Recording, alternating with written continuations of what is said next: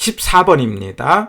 우리는 지금 수요 공급에 관련된 이론을 하고 있고, 수요 공급은 크게 세 파트인데 법칙에 관련된 것, 균형에 관련된 것, 탄력성에 관련된 건데, 이번 강좌까지가 법칙에 관련된 내용으로 지금까지 했던 내용을 정리하는 의미로 빠진 부분 정리하겠어요. 14번 지문이죠. 미래의 아파트 가격 상승이 예상된다면 수요는 증가하고 하락이 예상된다면 수요는 감소한다. 자, 이 지문의 핵심은요, 수요량이냐 수요냐의 문제예요. 우리가 어떨 때는 수요량, 어떨 때는 수요, 그런데 가격으로 산다 수요량, 가격이 변한다 수요량, 가격이 일정하다 수요했어요. 자, 그런데 여기는 가격이 나오는 건 맞는데 그 예상이라는 말이 들어가요. 그러니까 가격은 가격이로되 예상이 들어간다면 이건 가격으로 보는 것이 아니라 심리로 보는 거예요. 한번 생각해 보세요. 아파트 가격 상승이 올라갈 것 같대요. 아파트 많이 사요, 적게 사요? 많이 사죠. 그러니까 수요는 증가한다. 자, 가격 올라가니까 수요 증가하는 건 맞아요. 문제는 수요량을 쓸 거냐 수요를 쓸 거냐 이 문제예요. 그러니까 말하자면 여기 상승하고 그 다음에 예상이 들어간 경우하고 안 들어간 경우 차이입니다. 그럴 때 아파트 가격 상승이라고 해놓고는 수요량이 올라갔다 그러면 틀리다는 거예요. 우리가 수요량을 쓸 때는 법칙을 따지는 거예요. 법칙을 따질 때는 가격 올라가면 수요량이 떨어져야 된다 하겠죠. 그런데 올라가니까 방향이 틀린 거죠. 그래서 두 번째는 맞는 거다라는 거죠. 근데 세 번째, 가격 상승해놓고 수요량이 올라갔다 이 말은 쓸 수 없다는 거죠. 왜? 법칙에서는 양을 쓰면 방향이 틀리죠. 그래서 수요를 써야 된다라는 거고, 이 수요가 올라갔다는 것은 심리다라고 하는 거예요. 심리는 가격 외적인 것 아닙니까? 그러니 가격 상승 예상되면은 사람들이 더 살라고 할 때 수요가 증가한다 해야 되지, 수요량이 증가한다 그러면 틀리다는 것. 똑같은 논리로 가격이 떨어진다고 생각하면 사람들이 안 사겠죠? 그거는 역시 수요량이라고 하면 안 되고 아파트 수요는 감소한다 이렇게 하자는 것. 그래서 양을 쓸 때는 법칙이고, 법칙일 때는 두 개. 첫 번째는 올라가면은 내려가고, 가격이 올라가면 수요량이 떨어지고, 가격이 내려가면 수요량이 올라간다는 것. 또 하나, 법칙일 때는 자기 물건만 따지죠. 말하자면 빌라 가격이 올라갔어요. 지금 아파트 입장에서 물어봅니다. 그러면 아파트 입장에서 빌라 가격은요, 다른 물건이죠. 다른 물건의 가격은 수요라고 해야 되지 수요량이라고 하면 안 된다는 것. 이거 대체재 가격 문제죠. 빌라 가격 올라감으로 아파트 수요가 증가된다, 가수가 플러스다. 대체재는 수요량의 변화가 아니고 수요의 변화다 이런 이야기. 그래서 14번을 통해서 예상이 나올 경우 또는 다른 물건의 가격 나올 때 수요를 쓴다는 것 기억하자는 거예요. 그 다음에 15번은 이제 금리가 올라가면 수요는 감소하고 금리가 하락하면 수요는 증가한다. 우리가 아파트와 금리는 반대로 가자는 것. 금리는 수요량의 문제가 아니고 수요의 문제라는 것. 15번은 지금까지 해왔던 지문이에요. 자, 16번. 16번은요, 개별 수요와 시장 수요 이야기예요. 우리가 수요라는 말은 사겠다 이렇게 하자고 그랬잖아요. 그런데 한 사람 한 사람이 사겠다라고 할 때 이걸 개별 수요라고 합니다. 자, 그런데 이 개별이 합쳐진 게 시장이에요. 그런데 합한다는 것을 수평으로 합한다 해야 돼요. 만약에 수직으로 합한다 그러면 틀렸다는 것. 왜냐하면 합한다는 건 수량을 합한다는 개념이고, 수량은 우리가 옆으로 가는 걸 수량이라고 약속하자고 했어요. 그렇기 때문에 수평의 합으로 한다는 것. 그리고 합하면은 수량이 많아지니까 이걸 완만하다, 탄력적이다 이렇게 이야기해요. 이 이야기는 우리가 탄력성을 할 때 탄력성은 수량의 변화 이렇게 하자고요. 다시요. 탄력성은 뭐라고 한다? 수량의 변화. 그러니까 수량이 합쳐짐으로 많아지니까 탄력적으로 변하고 그 탄력적으로 변하면 기울기가 완만해집니다. 해서 16번은 뒤에 나중에 또 나오는데 자, 말로 나올 때는 시장 수요는 개별 수요의 수평의 합인데 실제는요 계산 문제가 등장을 해요. 그럴 때 계산을 할 때 이 두 가지를 좀 기억을 해야 돼요. 제가 이제 Q라는 식으로 나왔을 때 P라는 식으로 나올 때를 이야기를 하는데 Q라는 건 수량 아닙니까? 예를 들면 이제 개별 수요가 Q 이퀄 200-4P라는 식으로 주어졌어요.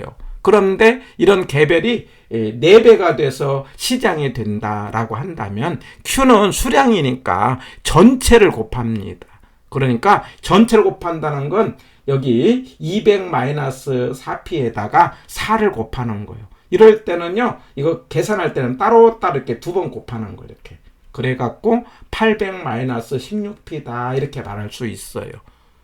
다시요. 식이 Q로 나올 때는 전체를 곱한다 생각하시고 뭐 4배다 그러면 4를 곱하고 10배다 그러면 10을 곱하고 이런 식으로 계산하는 거예요. 자, 그런데 식이 이렇게 P로 줄 때가 있어요. 가격으로 줄 때가 있어요. 예를 들면 P는 200-4Q 이렇게 줬어요. 그럴 때는 이거는 왜 그러느냐 그 따진 것은 우리가 앞에서 이제 설명을 문제를 풀면서 하겠는데 이게 P로 주면은 우리가 기울기를 말하는 거예요. 그래서 기울기는 우리가 밑변분의 높이를 말하는 거고 나중에 탄력성을 할 때 더 이야기를 하겠는데 숫자가 많아지면 기울기가 완만해집니다. 완만해지려면은 나누기를 해야 돼요. 그래서 지금은 그냥 받아들이세요. P로 나오면은 그 값을 나눈다 이 말이에요. 그러니까 예를 들면은 P는 200-4Q 그러면은 4배라고 하면은 Q에 해당되는 이 값만 뭐로 한다고요? 나눈다 이 말이에요. Q값만 나눈다. 그러니까 4로 나눠요. 그럼 1이지 않습니까? 그래서 200-Q 이렇게 되는 거예요. 간단한 개념입니다. 그래서 이거는 문제를 풀면서 연습하는 걸로. 그래서 개별이 합쳐지면 시장인데 이게 식으로 계산할 때 Q로 나오면은 전체를 곱하는 거고요. P로 나올 때는 Q값만 나눈다. 이렇게 하나 말로 하고 푸는 연습을 하고요. 이 부분은 나중에 P로 나올 때가 기울기를 말하는 거고요. 기울기는 밑변분의 높이인데 식으로 나올 때는요. 이걸 그냥 암기를 해보세요. P하고 Q하고 말하자면 앞에 있는 숫자를 나타내는 게 기울기예요. 앞에 있는 규사. 그러니까 말하자면 밑에 식에서는요. P가 1이잖아요. Q가 4잖아요. 그러면 기울기가 4인 거예요. 근데 위의 식에서는요. Q는 200-4P 이렇게 줬잖아요. 이렇게 줬을 때는 기울기가 어떻게 돼요? 4분의 1이 되는 거죠. 그러니까 위에하고 밑에하고 식이 다르잖아요. 위에는 Q로 줬고 밑에는 P로 줬기 때문에 기울기가 달라지는 거예요. 그래서 위에는 기울기가 4분의 1이 되는 거고 밑에는 기울기가 4가 되는 거예요. 이거는 Q 앞에 있는 숫자다. 그래서 이거는 암기, 위에가 QP, 앞에 있는 값으로 기억을 합니다. QP다. 이거는 나중에 기울기 편에서 한 번 더 이야기를 하겠습니다. 자, 17번. 토지는요, 물리적 공급이 있고 경제적 공급이 있다. 자, 이 부분은 우리 이제 특성을 할 때, 부증성을 할 때 물리적 공급과 경제적 공급. 물리적 공급은 수직이다. 완전 비탄력이다. 수량 변화가 없다. 아까 탄력성은 수량의 변화 하자고 있어요. 그러면 물리적은 전체적으로 한정됐기 때문에 수량 변화가 없어요. 그럴 때는 완전 비탄력 이렇게 이야기하고, 그림으로는 수직으로 이야기를 합니다. 자, 경제적 공급, 그러면 용도 전환 그럽니다. 그리고 용도 전환은 그림이 우상향이다 이렇게 이야기. 우상향은 그림이 이걸 말합니다. 그래서 경제적 공급 곡선은 우상향, 이거 대단히 중요한 말이에요. 공부를 많이 하신 분이 많이 넘어가는 지문이니까 꼭 기억합니다. 토지의 물리적 공급은 수직, 토지의 경제적 공급은 우상향, 기억합니다. 예. 그 다음에 18번은요, 개론을 할 때 단기와 장기 개념을 많이 나오는데, 원래 뜻은 짧은 기간, 긴 기간이잖아요. 그런데 우리가 문제를 풀 때 단기는요, 수량의 변화가 없는 기간을 단기라고 하자 이 말이에요. 장기는 수량의 변화가 있는 기간이에요. 원래 경제학에서는요, 기존에 있는 설비를 가지고 물건을 만들 때가 단기예요. 그리고 새로운 설비 투자가 들어가는 게 장기인데, 우리가 부동산학에서 문제를 풀 때 수량 변화가 없으면 단기고요, 수량 변화가 있으면 장기다. 이 말 꼭 기억합니다. 이거 중요한 개념이에요. 그래서 수량 변화가 없기 때문에 우리가 탄력성을 뭐라고 하죠? 수량의 변화. 다시요. 탄력성은 수량의 변화입니다. 이 파트 다시 한번 탄력성에서 이야기하겠는데, 그러면 완전 비탄력은 수량 변화가 하나도 없어요. 그래서 단기는 완전 비탄력이고 장기는 수량 변화가 있으니까 탄력이다 이렇게 하자는 것, 대단히 중요한 개념. 그리고 우리가 절량 분석은, 절량은 시점 아닙니까? 시점은 수량 변화가 안 생겨요. 그래서 단기는 절량 분석이 되는 거고요. 유량은 기간이 들어가는 거 아닙니까? 기간으로 수량 변화가 생겨요. 그래서 장기는 유량 분석이다. 이렇게 문제를 풀어가시기 바랍니다. 그래서 이번 시간에는 수요량과 수요, 그래서 가격으로 법칙 따라 움직이는 건 수요량이고, 그리고 수요량을 쓸 때는 두 개, 가격 올라가면 내려가고 내려가면 올라간다.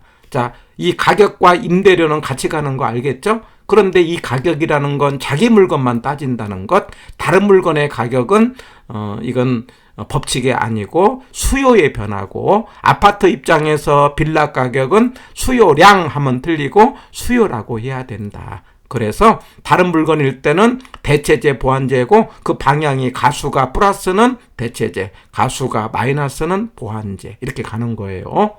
예. 그 다음에 개별과 시장의 문제는 수평으로 합한 게 시장이고 그림으로 따지면 완만해지는데, 문제는 계산할 때 Q로 나올 때는 전체로 계산하는 거고 P로 나올 때는 Q값만 나누고, 그 과정에서 기울기 그러면 PQ, 식에서 따지는 거예요. 식에서 P 앞과 P분의 Q다. 이건 암기를 하시고, 앞에 있는 개수가 뭘 말한다? 우리 기울기를 말한다는 것도 기억을 하고, 그 다음에 단기는 수량 변화가 없는 거, 장기는 수량 변화가 있는 거. 그래서 단기는 완전 비탄력, 장기는 탄력이다. 이렇게 정리를 하면서 문제로 한 번 더 확인을 하는 겁니다.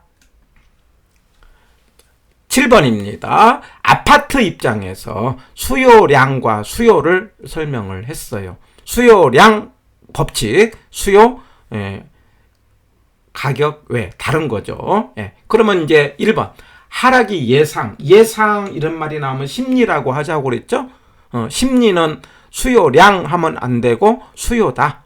수요량 변화다 그러면 틀렸다는 거예요. 심리는 수요의 변화다 이렇게요. 예. 그 다음에 2번 실질 소득, 그러면 이거 뭡니까? 소득이니까 가격 외적인 거 아닙니까? 수요죠. 수요인데 이게 이제 정상제라는 단서가 들어가야 되죠. 그러면은 정상제라고 한다면 소득이 증가하면 수요는 증가 아닙니까? 증가는 뭐라고 한다? 우상향 해야 되겠죠. 그래서 이거는 좌하향 하면 틀리고 뭐라고 한다? 우상향이에요. 이거 지문에서 정상제라는 단서가 들어갔어요. 그런데 이건 이제 가로놓기 이제 빠진 거고요. 예. 그래서 2번은 틀렸다. 3번 대체제인 단독주택 가격 상승. 자, 이 지문 보세요. 자, 대체라는 말이 딱 나왔어요. 그러면 가수냐 수수냐 가가냐 가공이냐 네 개를 따지는데, 자 여기는 가수로 플러스다. 대체제는 가수는 플러스다 이렇게 기억하자고 그랬죠. 그럴 때 여기 뭐냐면 가격 나왔어요. 그러면 플러스니까 상승의 플러스는 뭡니까? 올라가는 거 아니에요. 수요의 증가다. 수요의 증가는 우상향 이렇게 하자고 그랬어요. 그래서 3번이 맞다 이 말이에요. 그래서 대체대인 단독의 가격이 상승하면 아파트와 단독은 다른 물건이니까 대체제고 가수가 플러스, 그러면 상승의 플러스는 올라간다. 수요의 증가, 수요의 증가는 뭐라고 한다? 우상향 이렇게 말하는 거고 맞는 거다. 이렇게 찾아내고 3번이 정답입니다. 4번 금리가 하락하면, 금리는 수요 문제, 수요량의 문제, 수요의 문제. 수요의 문제니까 곡선 자체 이동이고 하락은 증가니까 뭐라고 해요? 우상향 해야 되겠죠? 해서 일단은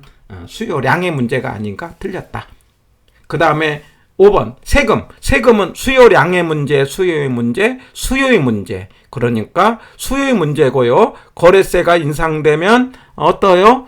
수요가 줄죠. 그러니 우상향이 아니고 좌하향 해야 되겠죠? 틀렸다. 해갖고 7번의 정답은 3번이 되겠습니다. 8번입니다. 8번은 우리가 기본적인 개별과 시장의 문제인데, 여기서 뭐라고 했냐면은 P는 100-4Q라는 식을 주었어요. 그리고 뭐라고 했냐면 2배라고 주었어요. 그러면 시장이 얼마냐 이렇게 풀 때 계산 문제 가장 기본적인 문제입니다. P로 주면은 어떻게 하자. Q로 주어질 때는 전체를 하는데 이거는 P니까 Q 값에 해당되는 4에 해당되는 숫자만 2로 나누자 이 말이에요. 그럼 2잖아요. 정답은 2번이다 이렇게 하자는 거예요. 그러니까 P로 주어지면은 Q 값만 나누라.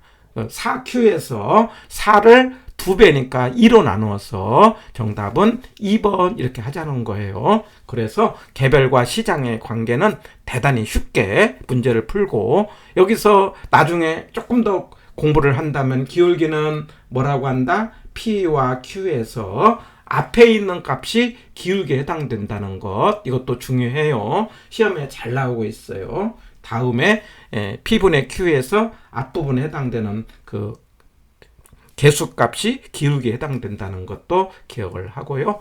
여기까지 해서 우리는 수요 공급에 관련된 법칙을 주제로 가지고 문제를 풀어봤습니다.